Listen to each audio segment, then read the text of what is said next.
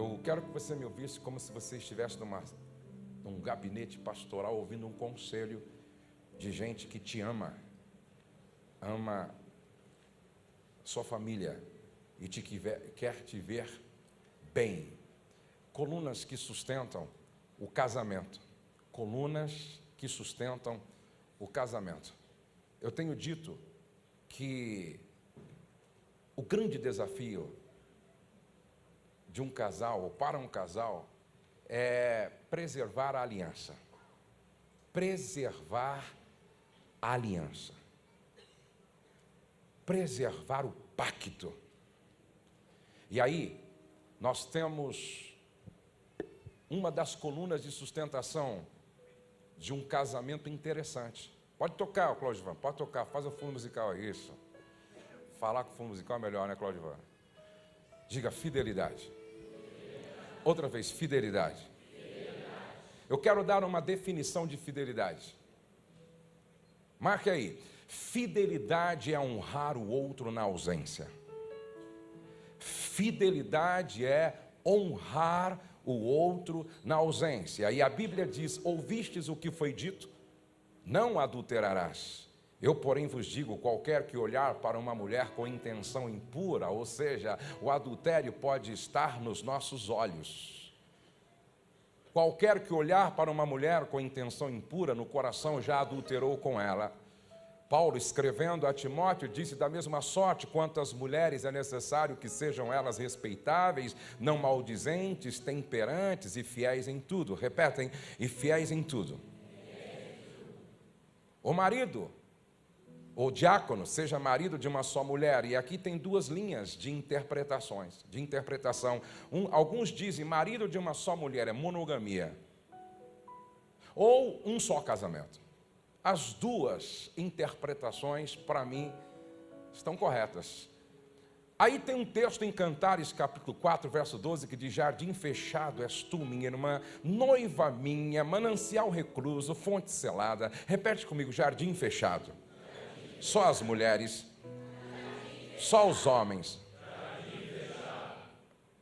Aquele que casou tem que ser um jardim fechado para o outro, ou seja, o que o outro, só a pessoa da aliança tem acesso. Aquele que casou tem que ser um jardim fechado, onde só o cônjuge tem acesso. Mas outro dia um irmão brincou comigo e disse: pastor, lá em casa o jardim é tão fechado que nem eu tenho acesso mais. Mas aí não vale. Aí, lá em Cantares, capítulo 8, tem um texto muito interessante, onde ela faz uma autoafirmação, dizendo: eu sou um muro, os meus seios como suas torres, como as suas torres, sendo eu assim, fui tida por digna da confiança do meu amado. Lembra, sendo uma poesia oriental, e aquele que escreve está pensando nas muralhas de Jerusalém. E aí o poeta diz, colocando voz na fala da mulher: eu sou um muro, e os seus seios como as suas torres, sendo eu assim, fui tida por digna. Ela está dizendo na poesia: eu tenho um comportamento sério, eu não sou leviana, uma postura de mulher comprometida, eu não sou uma mulher de fácil acesso, eu sou um muro. Os meus seios, suas torres, onde ficavam os vigilantes, os vigias, e por causa desse meu comportamento, dessa minha postura de mulher responsável, comprometida, eu construí confiança. E confiança não se compra, não se negocia, se constrói. Fidelidade é honrar o cônjuge na ausência. Fidelidade é honrar o cônjuge na ausência. É impossível falar de fidelidade sem falar de tentação, e tentação é o desafio nosso de cada dia. E é interessante que quando Jesus nos ensinou a orar, Ele disse: vocês devem orar assim: Pai nosso que estais no céu, santificado seja o teu nome, venha o teu reino, seja feita a tua vontade, assim na terra como no céu. O pão nosso de cada dia nos dá hoje, perdoa as nossas dívidas como nós perdoamos os nossos devedores, e não nos deixes cair em tentação. E não nos deixes cair em tentação, mas livra-nos do mal. No original é maligno, no original é diabo, no original é o tentador. Não nos deixe cair em tentação, mas livra-nos do tentador, livra-nos do mal, livra-nos do maligno. A Bíblia diz: cada um é tentado pela sua própria cobiça, sendo por esta arrastado e seduzido. Então a cobiça, tendo engravidado, dá à luz o pecado, e o pecado, após ter se consumado, gera a morte. Meus amados irmãos, não se deixem enganar. Não diz cada um será tentado, foi tentado, ou quem sabe será. Não diz os adolescentes serão tentados. Não diz os homens de 50 anos, porque dizem que a crise dos 50, não diz os de 50, os recém-casados, não, cada um é tentado, todos nós somos tentados. Você, ao acordar, já foi tentado a dormir um pouco mais, deixando de vir na reunião. Quem não foi tentado no café a comer mais um pedaço de bolo? Quem não foi tentado a comer mais um pãozinho? Não é verdade? Quem não foi tentado a explodir com a esposa porque ela esqueceu o tênis? Quem não foi tentado a explodir com o marido porque ele esqueceu de fazer o que deveria? Quem não foi tentado a dar uma olhadinha para onde não deveria? Quem não entrou lá no site da UOL e de repente viu um convite para fazer uma viagem aonde não deveria? Quem não foi tentado ainda hoje, ou esta semana, quando foi fechado no trânsito por um outro carro e veio uma vontade de falar um palavrão e alguns até cederam à tentação? Nós somos tentados todos os dias, e não tem bom, não tem idade, não tem cor, não tem nível universitário, não cultural, não. Todos nós somos tentados. Por exemplo, sabe qual é o fraco de todo? Aonde está o fraco de toda mulher? O fraco de toda mulher está na boca. Você nunca vai encontrar 30 mulheres pescando juntas. Não dá. Você nunca vai encontrar 30 mulheres caçando juntas. Você já percebeu que o banheiro de mulher é diferente do homem? O homem vai ao banheiro para cumprir um propósito. A mulher vários. E a mulher nunca vai ao banheiro sozinha. Ela tem que convidar a outra. Vamos ao banheiro comigo? Você não vai encontrar homem dizendo assim: vamos ao banheiro comigo? Vamos ao banheiro comigo? Isso é coisa de mulher. Já viu como é a carteira do homem e a bolsa da mulher? E é interessante que a mulher não usa o banheiro só para as necessidades fisiológicas. Elas usam o banheiro para fazer reuniões extraordinárias, para discutir assuntos relevantes. A roupa das outras na festa. E a mulher usa o banheiro para conversar, para falar. Dificilmente uma mulher guarda segredo. Eu acho que o homem que tem um caso extraconjugal e diz para a amante: fica só entre nós. Coitado. E tem algumas que arrumam um jeito de contar para outra o segredo, usando a desculpa da oração. Vou contar para você, mas é para orar. Mulher, o fraco da mulher está na boca. E sabe onde está o fraco do homem? O fraco de todo homem está nos olhos. Querem ver? Por exemplo, o homem está no saguão do hotel e o cara diz assim: senta ali um pouquinho naquela poltrona e aguarda, meu senhor, enquanto eu resolvo o problema. E quando ele está sentado na poltrona, em frente para o balcão, entra 3 mulheres, vestidas perigueticamente, toda barulhenta. O irmão que estava lendo, ele levanta os olhos e vê as 3 na frente dele com uma microsaia. E ele olha: sangue de Jesus tem poder. Daqui a pouco ele olha de novo, tem de misericórdia de mim, Senhor. E ele fica sem saber para onde olhar agora. Isso é tão verdade, ele não tem idade. Eu estava almoçando com um pastor com quase 90 anos de idade no Rio de Janeiro.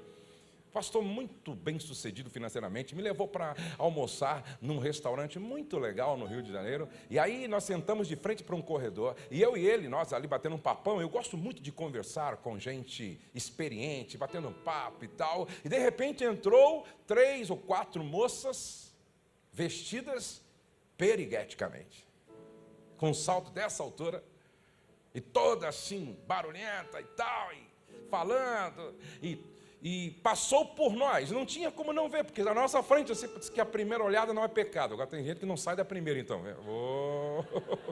Aí elas passaram por nós assim, eu e ele olhamos e foi embora e já era. Quando elas passaram, aquele homem de 90 anos de idade olhou para mim e disse: pastor Josué, esse é o nosso problema. Eu disse: como? Pastor, eu pensei que era problema para os de 30. Pensei que era problema para os de 40. O homem já estava quase virando a curva para entrar na eternidade. E continuava sendo tentado. O que significa dizer que não tem bom? E preste atenção nesse texto que Tiago não inclui a figura do diabo, a presença do diabo. Não está aí o diabo nesse texto. Porque o teu maior desafio não é enfrentar o diabo antes de qualquer coisa. O teu maior adversário, o teu maior inimigo não é o diabo. O meu maior problema sou eu mesmo. O meu maior inimigo sou eu mesmo. A primeira pessoa que me cria problemas sou eu mesmo. A primeira pessoa que eu tenho que vencer sou eu mesmo. Paulo chama a nossa velha natureza de carne. E Tiago diz: cada um, porém, é tentado pela própria cobiça, sendo por esta arrastado e seduzido. Por isso que Paulo em Romanos grita: miserável homem que sou! Quem me livrará do corpo desta morte? O bem que eu quero fazer não consigo, mas o mal que eu não quero está sempre diante de mim. E dentro de mim há uma guerra entre a carne e o espírito. Então o meu maior desafio é vencer o que está dentro de mim, não o que está fora de mim. Antes que Davi derrubasse Golias, ele teve que vencer dentro dele mesmo o medo, a desconfiança. Todo pecado é precedido por uma tentação. E a tentação é a razão primária para desejarmos pecar. E aí você deveria ler, às vezes em quando, Provérbios capítulo 7 todo. O texto diz: e vi entre os inexperientes, no meio dos jovens, um rapaz sem juízo. Um rapaz sem juízo. E ela disse: pois meu marido não está em casa, partiu para uma longa viagem. Imediatamente ele a seguiu, como boi levado ao matadouro, ou como servo que vai cair no laço. O diabo é mestre em seduzir. Por que muitos não vencem a tentação e se rendem ao pecado, arruinando a sua vida, o seu casamento, tá? E a sua família? Por quê? Primeiro, excesso de autoconfiança. Pensar que é possível flertar com o pecado e sair ileso. Nunca brinque de se arriscar, porque Sansão brincou de se deixar amarrar e amarrado ficou. Eu tenho uma notícia para te dar. O diabo não brinca de ser diabo. O pecado mata. E Jesus disse que a carne é fraca. Sabe quando é que você fica mais vulnerável ao pecado e à tentação? Quando você acha que você não vai cair. A tentação é mais perigosa quando você acha que não cairá. Foi por isso que Paulo disse: aquele, pois, que cuida estar em pé, olhe para que não caia. Sabe por quê? Porque o meu excesso de confiança me faz baixar a guarda e me tornar vulnerável diante dos ataques. Pedro disse para Jesus: todos podem te negar, menos eu. Todos podem te decepcionar, menos eu. Ainda que seja necessário eu morrer, morrerei, mas eu não te decepciono. Coitado. Cuidado. O próprio Jesus disse: vigiai e orai. O espírito, na verdade, está pronto, mas a carne é fraca. Os irmãozinhos com excesso de fofura na barriga, que o diga. Se a carne não fosse fraca, não teríamos barrigudos, nem excesso de fofura. A carne é fraca. A carne é fraca. Agora escute, não impor limites. Limites servem para demarcar o seu território. Eu marquei alguns versículos que eu achei interessante. Primeiro, reconheça que dentro de cada um de nós há uma capacidade incrível para pecar. Reconheça que dentro de nós há uma capacidade incrível para pecar. Acima de tudo, guarde o seu coração, diz a Bíblia, pois dele depende toda a saída da vida. Eu, a sabedoria, moro com a prudência. E tenho o conhecimento que vem do bom senso. Eu, a sabedoria, moro com a prudência. Homens e mulheres prudentes colocam limites. Homens e mulheres prudentes colocam limites. Se a carne é fraca, eu preciso viver de forma prudente, colocando limites. Até aqui eu posso ir, até aqui você pode vir. Limites. A gente precisa colocar limites no celular. A gente precisa colocar limites no notebook. A gente precisa colocar limites no computador. A gente precisa colocar limites no nosso carro. Quem eu devo transportar no meu carro e quem eu não devo transportar no meu carro. Eu tenho dito para os casais: confie na sua mulher, mas não exageradamente, porque ela não é anjo. A mulher de Potifar, de tanto conviver com o subordinado, se apaixonou por ele. E um dia o irmão José chega para trabalhar, e a senhora Potifar se aproxima, toda produzida, toda arrumada, toda cheirosa, e chama o irmão José atrás da porta e diz: Zezinho, deita-te comigo.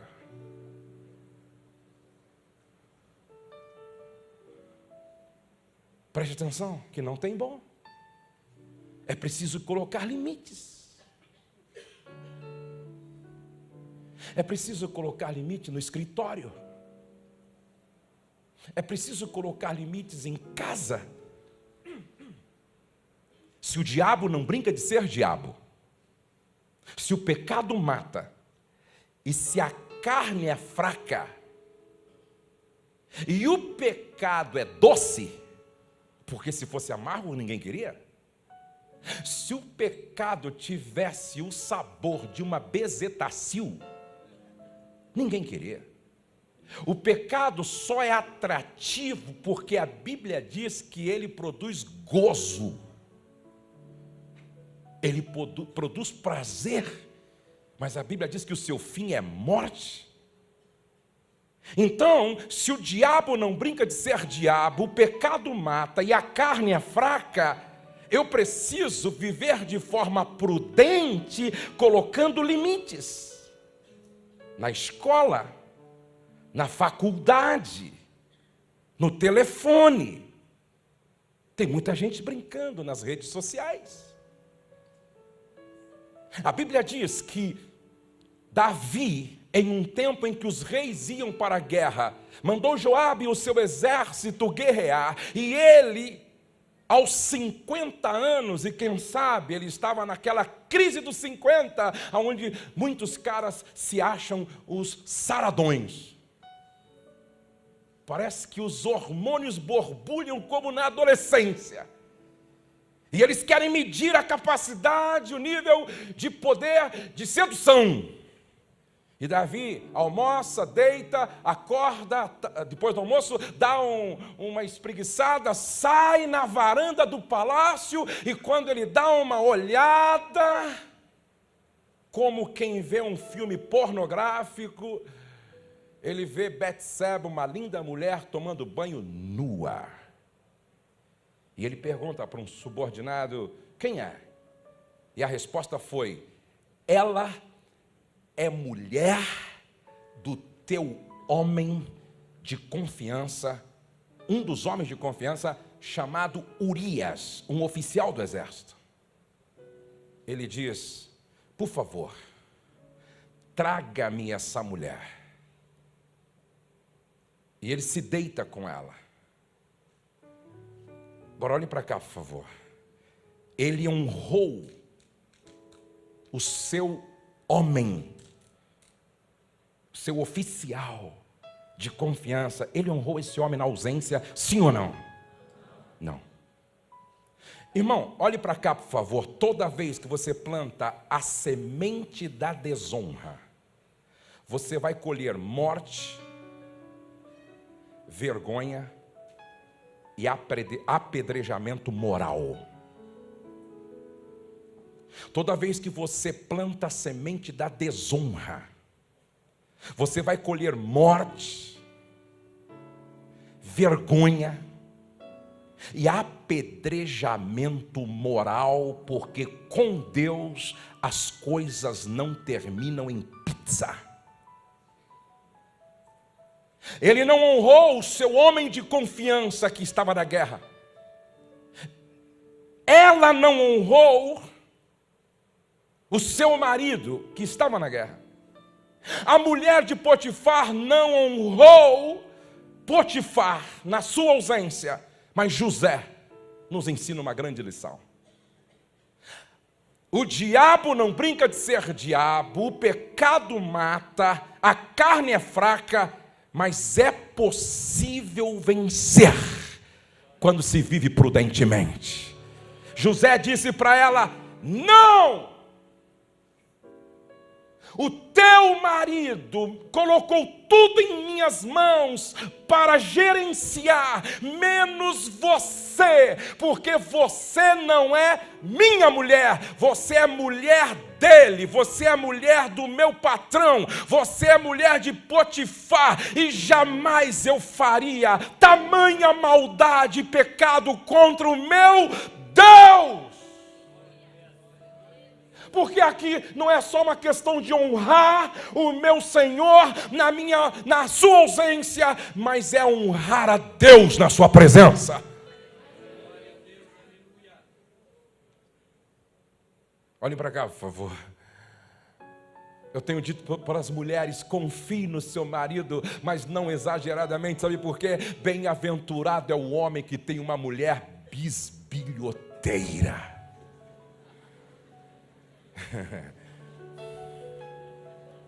Cuidado quando você vê alguém colocando 100 em tudo. Cuidado quando você vê o cônjuge atendendo o telefone escondido atrás do muro. Cuidado quando você vê o cônjuge apagando todas as mensagens do celular. Apaga tudo, apaga tudo. Apaga. Ué, não é traficante, pô?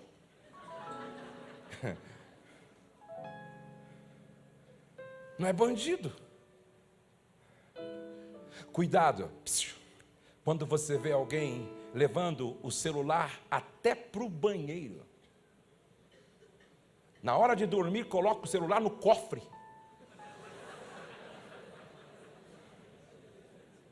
Coloca a senha em tudo e não dá senha para ninguém. Tem coelho nessa moita. Se não tiver uma coelhinha.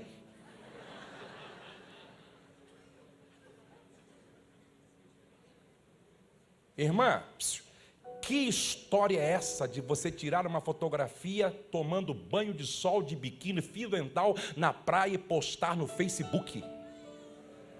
Que história é essa? Você não tem juízo? Irmão, você é líder ou você é um banana? Deixando a sua esposa postar isso na internet? Deus deu para Adão a responsabilidade de proteger o jardim. Tem umas irmãs que colocam um vestido degotado assim, ó. Tira uma foto assim.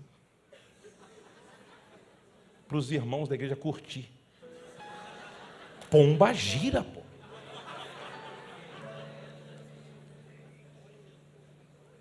E o marido acha mal barato e curte também. Curte.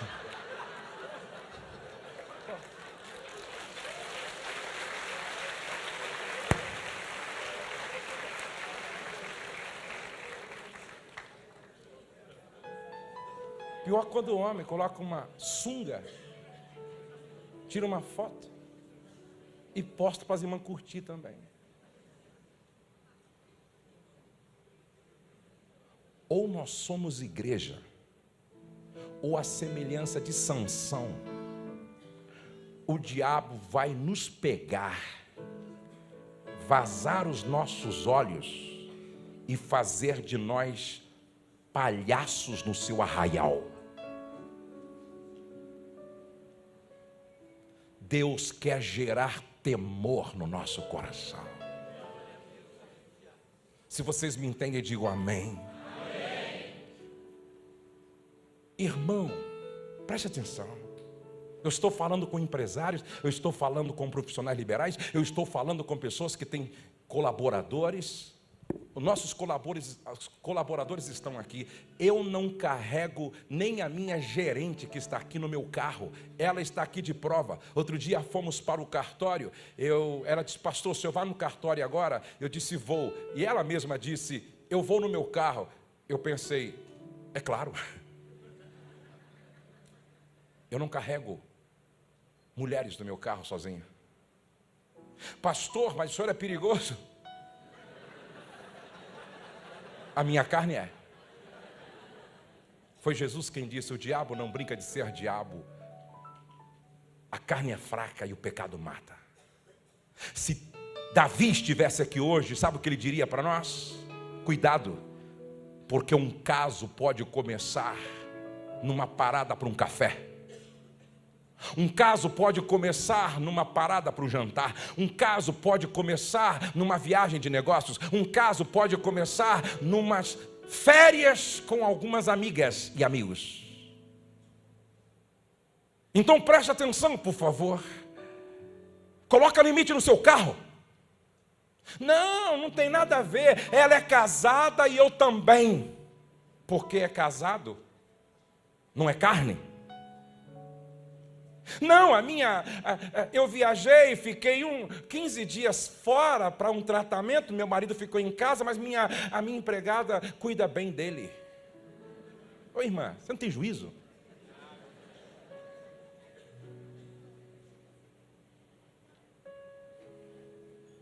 Você não tem juízo? Quem é que você coloca para trabalhar como sua secretária? Quem?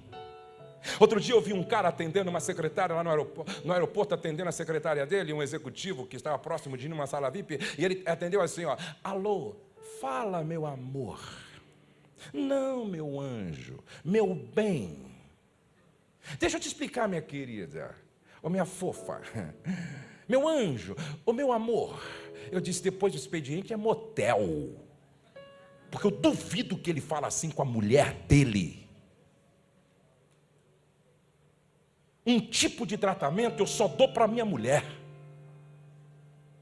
E depois gente, para com isso. Não existe amizade sem segundas intenções entre um homem e uma mulher. Muita amizade entre homem e mulher vira caso. Pô, eu sou homem, sei do que estou falando. E eu trato sobre isso toda semana. Muita amizade. Não é que eu conto para ele conto para ela meus problemas e ela me entende, e ela aí também conta os delas para mim e eu entendo, e a gente se aconselha. E daqui a pouco está no motel, um tentando resolver o problema do outro. Aí você me diz: pastor, o senhor é radical, hein? Não, Jesus era radical. Sabe por quê? Jesus disse assim: se o teu olho direito te faz tropeçar, arranca. Se a tua mão direita te faz pecar, corta. Se o teu pé direito te faz tropeçar, também arranca. Porque é melhor entrar no céu amputado do que no inferno com tudo. Jesus disse: fica esperto. Fica esperto. Se vocês me entendem, digam amém. O que você está postando no Facebook? O que você está conversando no WhatsApp? Quais são os sites que você está navegando? Vocês sabiam que eu estou, assim, extremamente preocupado com o número de homens viciados em pornografia? Por detrás dos pedófilos, sempre tem gente viciada em pornografia. Por detrás dos adúlteros, sempre tem gente viciada em pornografia.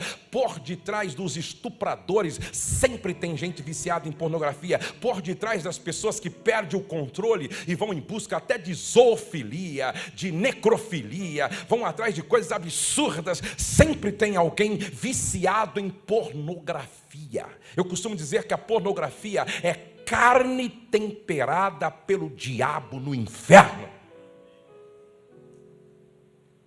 A Andréia sempre fala: aquilo que gera morte, nós devemos evitar. Se fosse bom, gerava vida, mas se gera morte, é pecado. Se vocês me entendem, digam amém. Amém. Deixa eu terminar aqui. Olha como isso é perigoso. Antes, temer ao Senhor é odiar o mal. Repete comigo. Temer ao Senhor é odiar o mal. Outra vez. Olha o que aconteceu. Um pastor estava aconselhando um casal, uma esposa carente.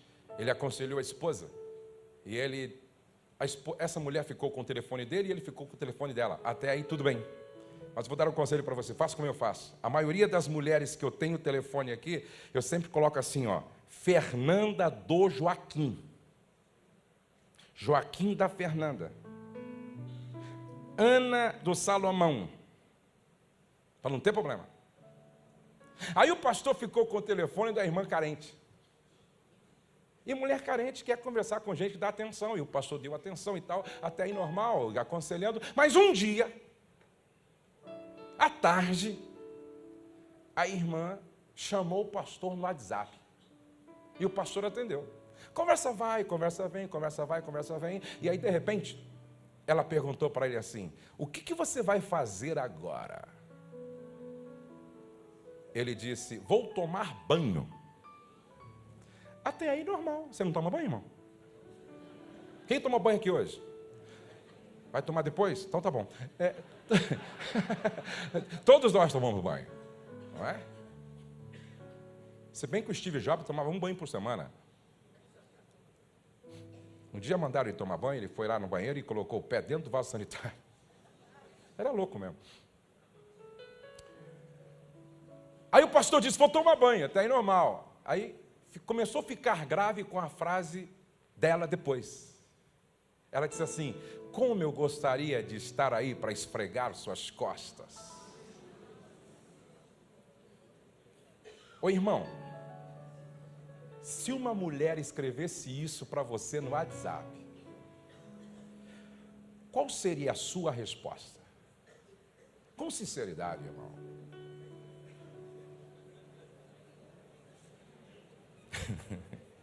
Qual seria essa resposta? Eu estou falando a pastores aqui, ouçam-me, pastores. Tem pastor me assistindo também, ouçam-me. Eu viajo por esta nação há quase 30 anos. Eu conheço os hotéis de quase todos os estados do Brasil, eu conheço pelo menos um hotel. Eu construí um nome e um crédito. Aonde eu chego, eu sou tratado como príncipe no Brasil e fora dele. Sou respeitado por igrejas tradicionais pentecostais. Levou quase 30 anos para eu construir um nome. Para perder isso, basta uma conversa de 1 minuto no WhatsApp. Sabe o que o pastor respondeu? Quem sabe um dia.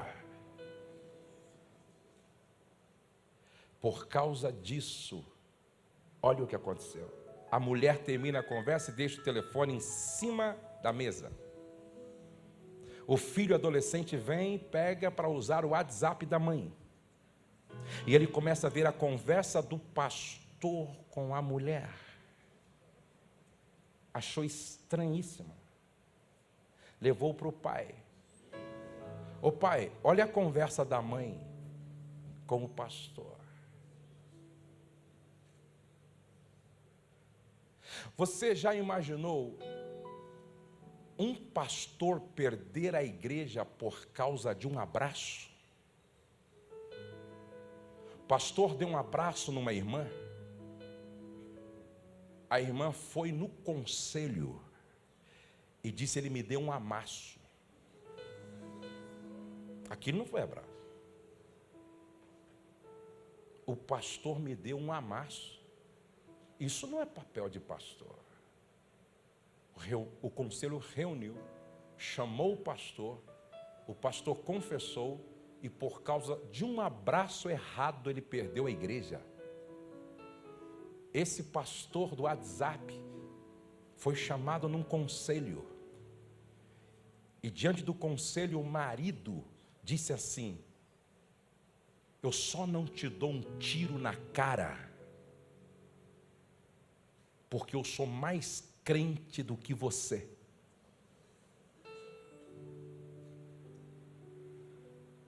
Você é uma vergonha para a tua classe e para a tua igreja. Quem planta desonra vai colher morte, vergonha e apedrejamento moral. Porque muitos estão caindo, porque não confessam a tentação. Confessai as vossas culpas uns aos outros e orai uns pelos outros, para que sareis. Preste atenção, quem confessa a tentação não confessa pecado, e quem confessa uma fraqueza não confessa um fracasso, porque se antecipa ao pecado e se antecipa ao fracasso. O que nós precisamos dentro do casamento é construir uma relação de confiança, aonde um tenha liberdade para contar para o outro o que está se passando dentro da sua mente, seu coração. Irmã, deixa eu te fazer uma pergunta. Se o teu marido chegasse para você e dissesse assim: querida, lá no trabalho tem uma mulher que está me perturbando, me tentando, e ela mandou para mim essa mensagem, como que você reagiria diante de uma situação dessa? Se a tua esposa chegasse para você e dissesse: olha, lá no trabalho tem um rapaz que está me perturbando e tal, está me tentando, está me incomodando e está mexendo comigo, o que você faria? O grande problema é que os casais não constroem uma relação de confiança, onde um pode abrir o coração para o outro. Eu nunca me esqueço, eu recebi um e-mail um dia de uma irmã dizendo assim: pastor, meu marido contou para mim que é viciado em pornografia e até se masturbou assistindo pornografia, pastor, ele é um prostituto, um vagabundo, um sem vergonha, eu estou me separando dele, eu estou me divorciando dele, pastor, não quero mais aquele imundo, aquele porco do meu lado. Eu pergunto, coveira ou parteira? Outra vez, coveira ou parteira? Eu não vou dizer o nome dele porque ele não me autorizou, mas ele falou isso publicamente numa ministração. É um grande pregador, um pastor que eu respeito muito. Ele disse que há anos atrás, ele entrou num desespero consigo mesmo, chamou a esposa para uma conversa na sala, e eles sentados na sala, ele disse: querida, preciso te falar algo. Chorando, preciso te falar algo. O que foi, meu amor? Eu sou pastor, estou no púlpito sempre pregando, mas tem algo me destruindo. O que é, meu amor? Eu não consigo vencer a pornografia. A esposa o abraçou, deitou a cabeça dele no colo e, chorando com ele, ela diz: por que você não me contou antes? E ele chorava de soluçar. E ela dizia: por que você não me contou antes? E ela, passando a mão na cabeça dele, disse: de hoje em diante, a sua luta vai ser a minha luta. A sua guerra vai ser a minha guerra. A sua batalha vai ser a minha batalha. Porque está escrito que é melhor serem dois do que um. Porque se um cair, o outro levanta o seu companheiro, e o cordão de 3 dobras não se quebra com facilidade. De hoje em diante não vai ser só você, vai ser você, eu e o Espírito Santo entre nós. Passaram um tempo orando, e sabe o que aconteceu? Nunca mais esse foi o problema do pastor. Irmã, Deus quer usar você como agente de cura para o seu marido. E Deus quer usar o marido como agente de cura para a sua esposa. Vamos ficar de pé. Cadê a Beth? Eu queria ouvir a Beth cantando um hino aqui, preparando o nosso coração para ouvir agora uma história que eu quero crer que vai abençoar todos nós. Só vou pedir uma coisa: só saia se você tiver algo mais importante lá fora do que o milagre que Deus tem preparado para o teu coração. Só saia se você tiver algo mais importante lá fora do que o que Deus tem para fazer conosco aqui dentro. Amém, amados? Vamos orar. Irmã, coloque a mão no coração do teu marido aí, por favor. Comece a orar pelo teu marido, dizendo: Senhor, guarda o meu marido na hora da tentação. Guarda o meu marido diante das tentativas do diabo de seduzi-lo. Guarda o coração, guarda a alma, guarda a mente do meu marido, Senhor. Ora, ora, ora. Senhor, guarda cada homem aqui. Guarda cada homem aqui. Gera temor no coração de cada homem aqui. Gera temor no coração de cada um dos teus filhos aqui. Aplica o poder do sangue de Jesus. Aplica o poder do sangue de Jesus ao Espírito Santo. E que haja mudança de atitude, que haja arrependimento, que haja confissão, que haja perdão. Enche-nos do Espírito Espírito Santo nesta noite. Enche-nos do Espírito Santo nesta noite. Enche-nos do Espírito Santo nesta noite. Que cada homem seja aqui um homem cheio do Espírito Santo, cheios da palavra, cheios de temor, cheios de um desejo incontrolável por vida santa, vida reta, vida justa. Nós oramos por todos os homens. Cerca-os com a tua graça, com a tua glória, com a tua presença, com o teu amor. Coloque a mão no coração da sua esposa, meu irmão.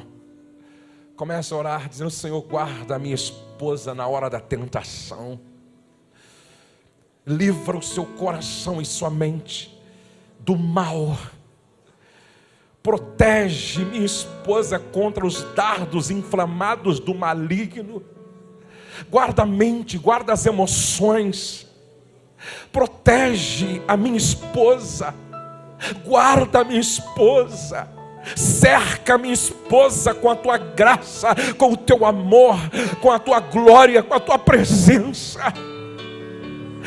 Enche a minha esposa com o teu Espírito Santo, que ela seja uma mulher de Deus cheia do Espírito Santo.